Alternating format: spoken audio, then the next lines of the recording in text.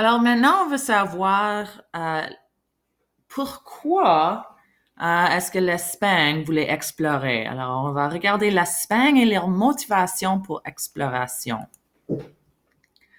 Le début de l'exploration espagnole. Alors, l'Espagne, comme le reste de l'Europe, commence à devenir de plus en plus puissante et riche. Mais, comme d'habitude, comme on veut, comme être humain, on toujours en veut plus. Alors, voilà le monsieur qui cherche même plus de puissance, d'argent, etc.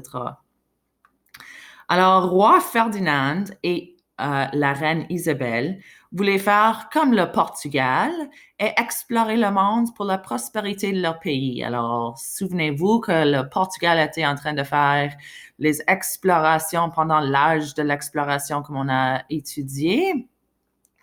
Les Portugais avaient déjà atteint l'Orient en contournant l'Afrique. Alors, ils sont allés de ce côté ici pour aller à l'Asie. Alors, l'Espagne, ils voulaient explorer les nouvelles terres et aller au nouveau monde dans cette direction ici.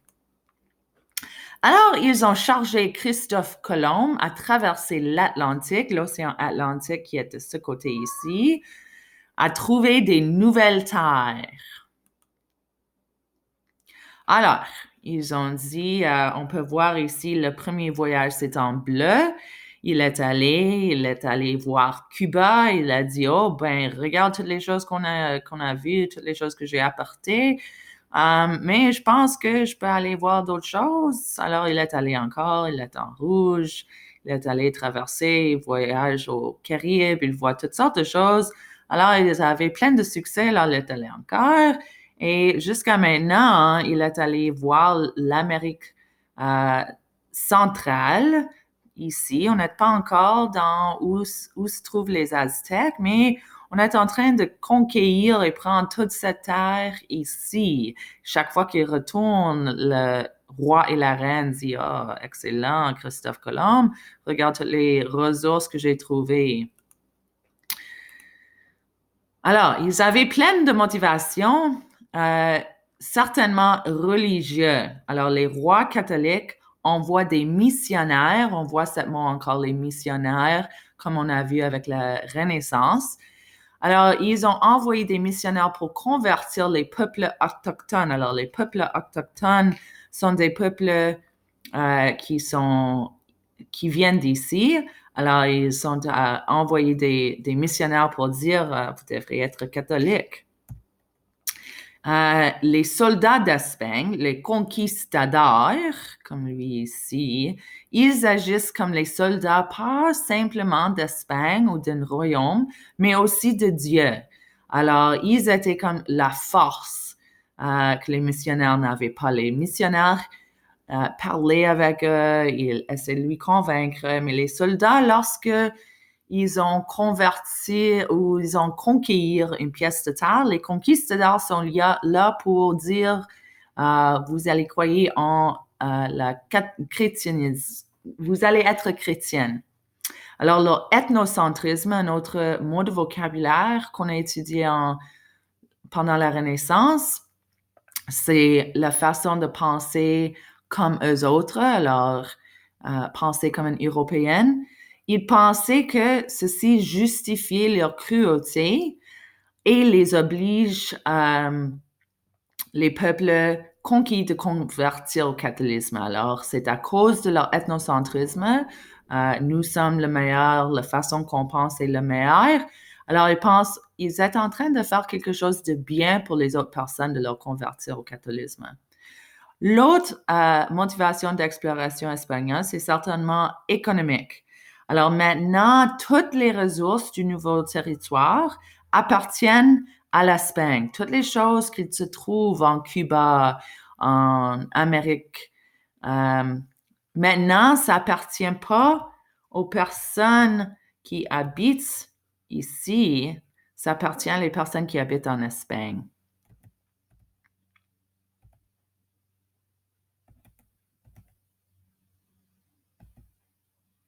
Alors, comment est-ce que les musulmans et les juifs ont affecté les Espagnols? N'oubliez pas que avant, c'était l'Espagne, le royaume espagnol, ça appartenait aux Maures. Les Maures, c'était les personnes qui étaient musulmanes et juifs. Alors, après que l'Espagne a reconquis les Maures, le territoire physique est devenu Espagne, mais la culture qui vivait là n'est pas disparue. Certainement, c'est comme si moi, je dis que je vais prendre ta maison. Oui, ça appartient à moi, mais est-ce que toutes les choses qui sont là sont encore à toi? Oui, tu es encore là. Alors, toute leur culture restait. Alors, ils ont pris des autres choses, des morts, pour changer les Espagnols. L'héritage laissé par les morts a influencé l'éducation avec les grandes bibliothèques. Souvenez-vous que les musulmans étaient des peuples super intéressés au monde entier. Ils étaient un peuple intelligent. Alors, ils ont pris l'architecture, l'astrologie, la pharmacologie, la psychologie, la zoologie, la botanique, l'optique, chimie, physique, les mathématiques, la navigation et l'histoire. Ils ont pris ça comme ça appartenait à eux toujours. Alors, ils ont décidé, ben, ces bibliothèques-là, ils appartiennent à nous maintenant. Alors, c'est certain que toute l'histoire qui est écrite ici, ça appartient à nous autres aussi. Ils étaient aussi influencés par les grands édifices que les Maures ont construits. Ils construisaient les super grandes bibliothèques, les grands temples, ils construisent les grandes mosaïques, les arts décoratifs, que maintenant ils appelaient les arts décoratifs espagnols, mais c'était pas toujours les Espagnols. Des choses comme ceci, ça appartenait à les Maures avant ça. Maintenant, à cause que les Espagnols ont conquis tout ceci, ils ont décidé de garder l'héritage, mais ils l'appellent leur propre héritage.